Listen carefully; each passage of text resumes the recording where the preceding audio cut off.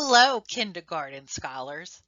Today, the Office of English Language Arts is excited to share with you an interactive read aloud followed by a phonics lesson. So stay tuned after the read aloud. Hello, BCPS families. We are excited to share with you a text called What If You Had Animal Teeth by Sandra Markle. As you listen to the text, we will stop at times and ask you to think about what is happening. After you finish listening to the story, first we will share some questions with you to think about and talk about. Then you will see a writing prompt. You can use this writing prompt to respond to the text, and you can share it with your teacher. Finally, you will see some project ideas for engagement and ways to have fun interacting with the book. Enjoy! This story is called What If You Had Animal Teeth by Sandra Markle and illustrated by Howard McWilliam. A special thank you to Scholastic for allowing us to read this together today. Each page in this story is going to focus on a different animal and their teeth.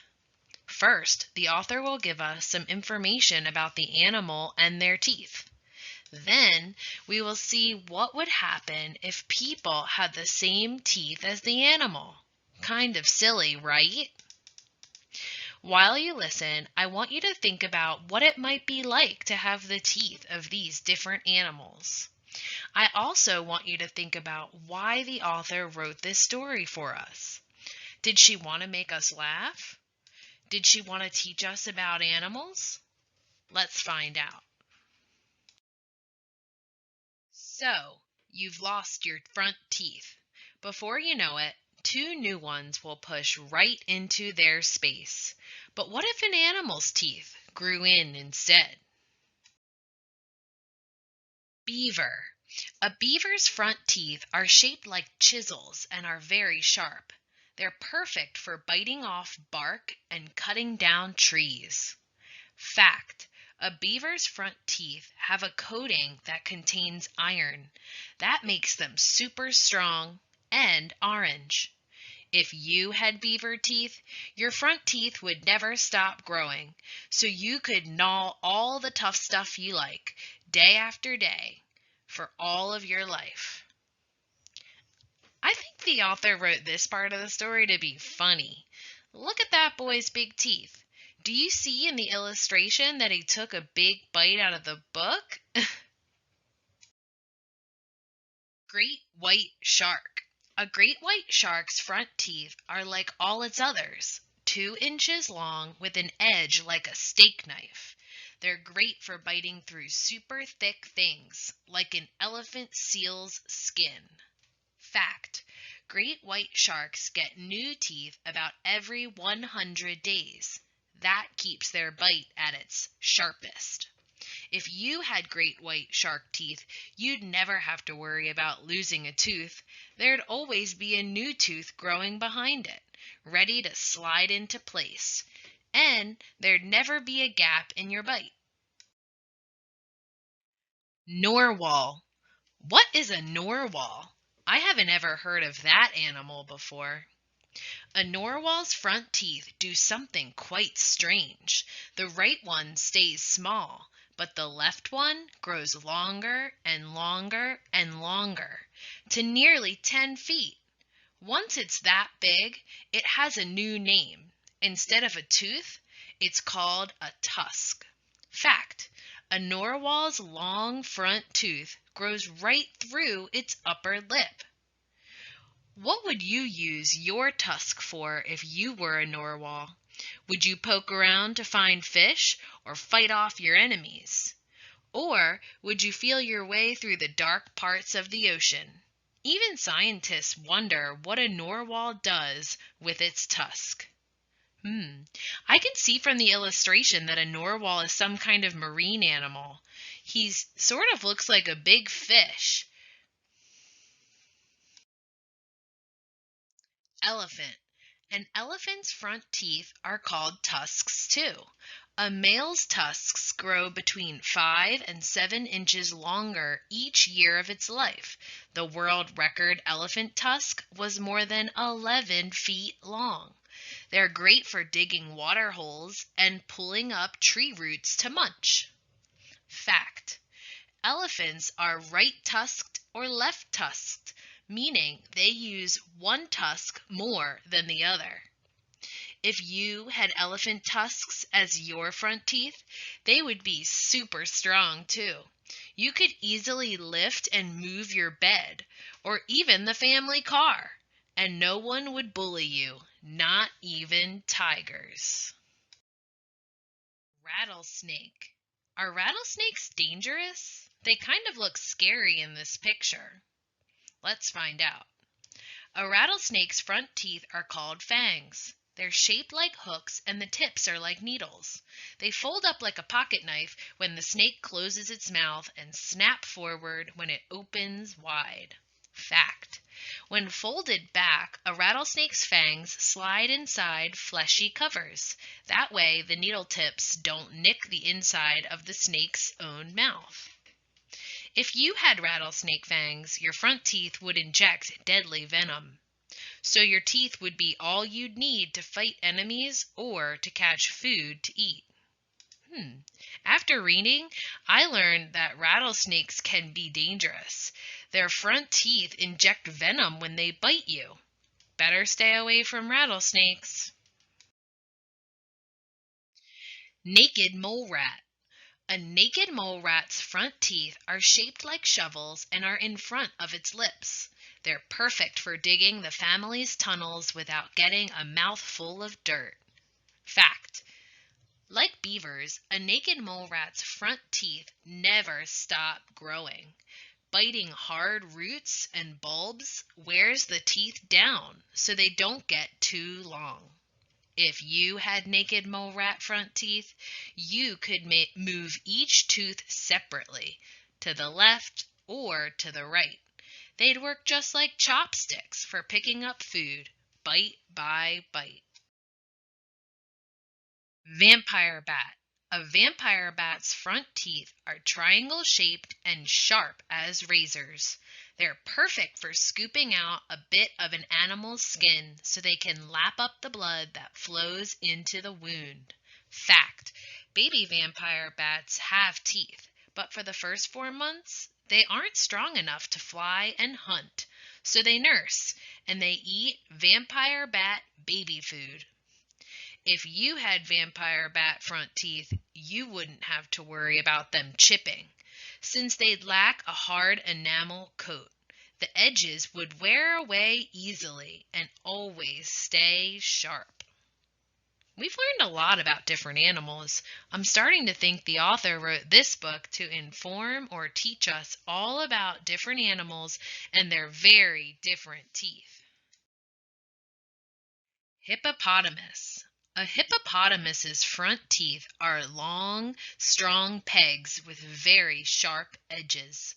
They're powerful weapons, so opening wide to show them off helps hippos scare away their enemies and the males to win a mate.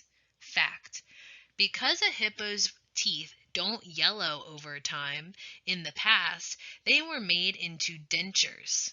So some people used to eat with hippo teeth, including the first U.S. President, George Washington. If you had hippopotamus front teeth, you'd never need to brush. Your upper teeth would grind against your lower ones, keeping them clean and white. Bengal tiger. A Bengal tiger's front teeth are a biting six-pack, 4 sharp pegs edged by twin pointed cones set between its giant dagger-like canines. They're perfect for scraping feathers off birds and meat off bones. Fact: a mother tiger uses her front teeth to bite very gently as she picks up and moves her cubs. If you had Bengal tiger front teeth, they'd be strongly anchored in your jaw. You could bite and hold tight while dragging something as heavy as 5 times your weight. Look at that tooth-filled silly smile on that boy. The author is really making us laugh throughout this story. Crocodile. A crocodile's front teeth are all shaped like cones and have sharp tips. They bite well, but come out easily, and new ones grow in very slowly. So a crocodile's front teeth are always changing and are often different sizes. Crocodiles can't clean their own teeth. They open their mouths for small birds, called plovers, to pick leftover food off their teeth. If you had crocodile front teeth, your teeth would stick out when you closed your mouth. You wouldn't need to open wide when you went to the dentist or gave a toothy grin. Camel. A young camel's front teeth are long, strong, and have very sharp edges. They're just right for nipping off tough, thorny desert plants. Fact: baby camels' front teeth erupt through their gums by the time they're 14 days old. Like you, camels have 2 sets of teeth. Camels get their adult front teeth when they're about 5 years old. If you had camel front teeth and ate tough stuff 8 hours a day, as camels do, by the time you were a grown-up, your front teeth would be no more than stubs. Animal teeth could be cool for a while, but you don't use your front teeth to cut down trees or scare off enemies. You don't need them to dig tunnels or bite really tough stuff. And you never lift the family car with your teeth, even for fun. So, what kind of front teeth are right for you? Did you notice that the author asked us a question at the end of that page? What kind of teeth are right for you? Let's find out. Luckily, you don't have to choose. The teeth that replace those you lost will be people teeth. They'll be what you need to bite apples, carrots, and corn on the cob. Just what you need to help you talk, and best of all, to show off when you smile. Here's another question from the author. Where do teeth come from? Let's find out. Adult teeth start growing inside your jawbone soon after you're born, even while your baby teeth are getting ready to push through your gums. Any new growing teeth are called tooth buds. The crown or top of the tooth forms first. Then the roots grow and push the tooth out. When this happens with an adult tooth, it makes the baby tooth's roots break down. Next, the baby tooth gets loose and falls out. Then, the permanent adult tooth moves into this space. Teeth need care. Besides 2 front teeth, you'll get 30 more permanent teeth. But you only get 1 set, and they must last your whole life. So brush at least at both morning and night, and floss between teeth regularly. Avoid fizzy drinks and sugary foods. Those help bacteria grow. Then bacteria attacks teeth and causes tooth decay.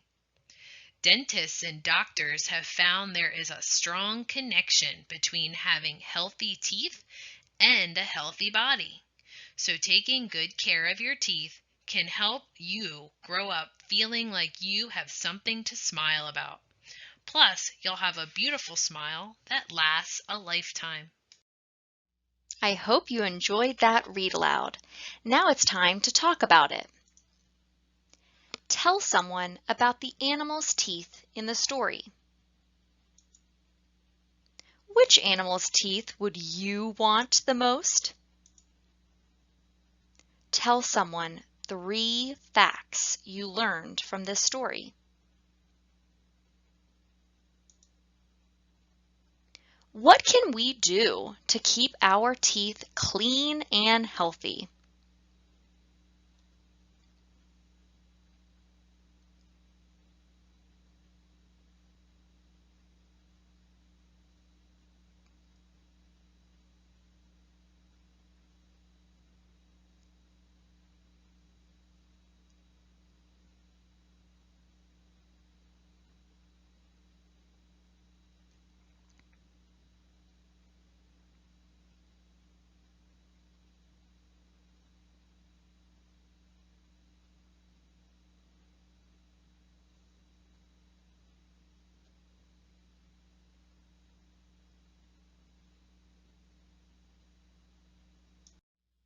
Now it's time to write about it. Think about which animal's teeth you would want to have. Write a sentence that gives details about which animal's teeth you have chosen. Don't forget, add an illustration after you write your sentence.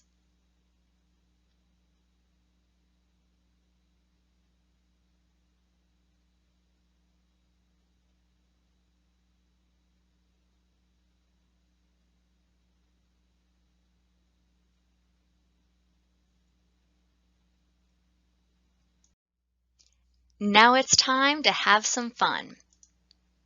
In this story, what if you had animal teeth?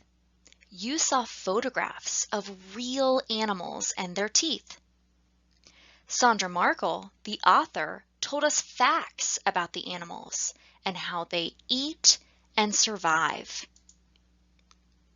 Now it's your turn.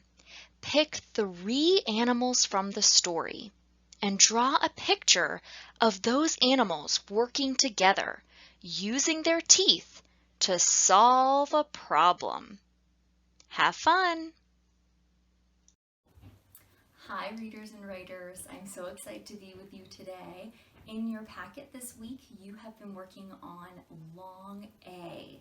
So you will get to read words with the long A sound that says A. It says its name, but it's going to be spelled A blank E or A consonant E. And I am so excited to teach you about the spelling pattern. A long time ago when you were in your classrooms, your teachers may have read this little song to you that says, A's my name, 2 sounds I make. Short A in lamb, long A in cake. So let's listen to that one more time because we've heard it, but we're actually going to talk about it today and read words with it. So this is A's my name, 2 sounds I make. Short A in lamb and long A in cake. So we know our lamb card, and that says ah, ah, ah, as the baby lamb is calling out to her mother. Today, we're going to be learning about the long A sound. And as our outcome said, it can be A consonant E or A blank E. And that's going to be the spelling pattern. But right now, all I want you to think about is the sound that it makes. And if the short A says ah, ah, ah, the long A sound is going to get to say its name, A. So let's do 3, just A, really loud and proud. Ready, go. A, good. So I want you to listen to the A sound. If you hear the long A, will you jump up and put both of your hands in the air and say A? Okay. So, do you hear A in ape? Ape. A. Good job. Do you hear A in trap? Trap. We hear our lamb card. Do you hear A in 8? 8. A. Ape. Ape. A. Good. Make sure you're jumping up and saying A. Do you hear A in track? Track. You hear that ah, ah, ah. Do you hear A in April? April. A. Okay, say goodbye to our short A, lamb card for today. The next thing that we're going to do is we're going to listen to hear if we hear the A at the beginning of the word or if we hear the A sound in the middle of the word. And what I want you to do is if you hear the A at the beginning of the word, I want you to put your hands on your head. If the word was apron, apron, that's going to be hearing it at the beginning of the word, and you're going to put your hands on your head. If you hear the A in the middle of the word, all I want you to do is just put your hands on your hips, okay? Put your hands on your hips. If the word was cake, you're hearing that ache right in the middle of the word. Okay, get ready. We have to really listen for the A at the beginning, hands on your head, A in the middle, hands on your hips. All right. The word is able. Able. Good, you heard it in the beginning of the word. The word is Amy. Amy. Beginning. Lake. Lake. Middle. You heard that right in the middle. We heard lake. Okay, you heard lake. Now, the word is grape. Grape. Middle. Good job. The word is sail. Sail.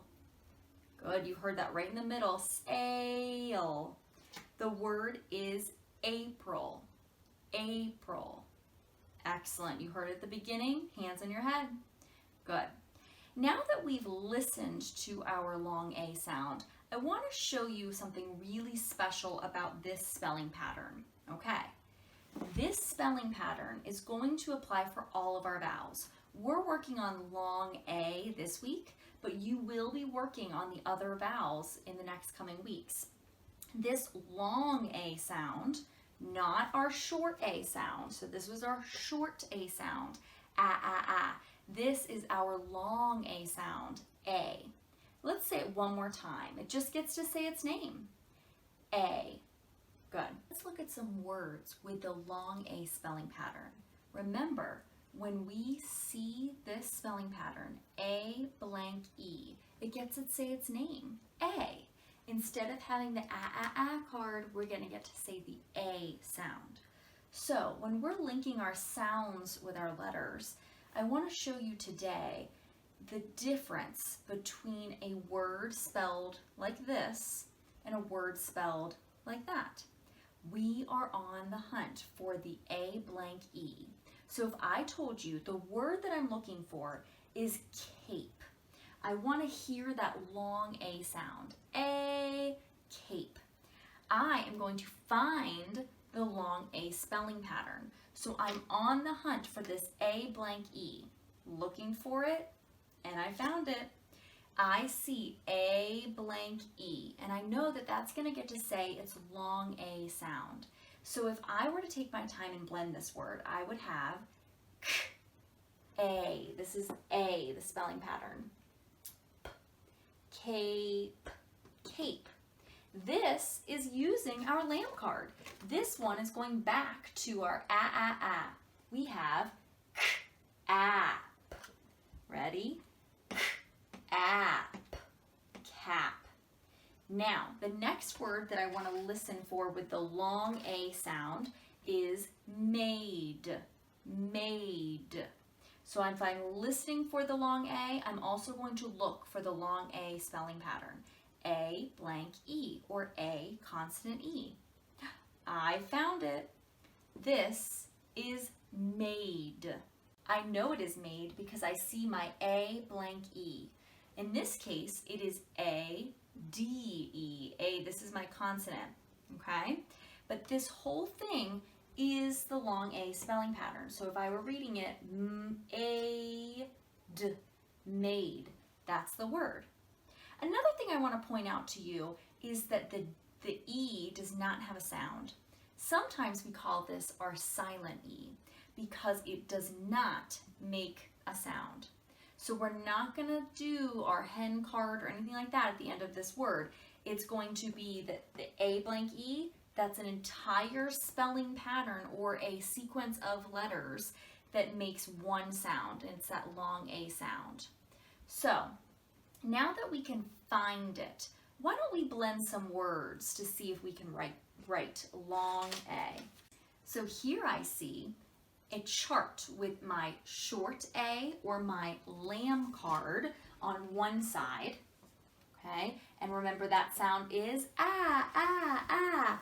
and my long A card on the other side, which I know A gets to say its name, so say it loud and proud with me, A. In this case, we just wrote a word that is cap. Now I want you to help me read this word. Sound.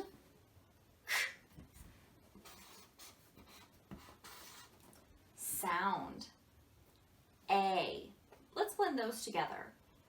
K. Sound. Cape. What's the word? Cape. Excellent. Okay, let's think about our ah. Ready? Sound.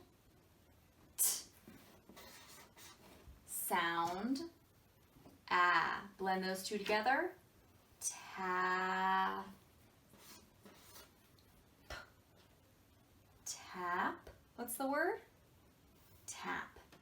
Okay, now it's long A's turn. Ready? Sound. T. Sound. A. Blend it.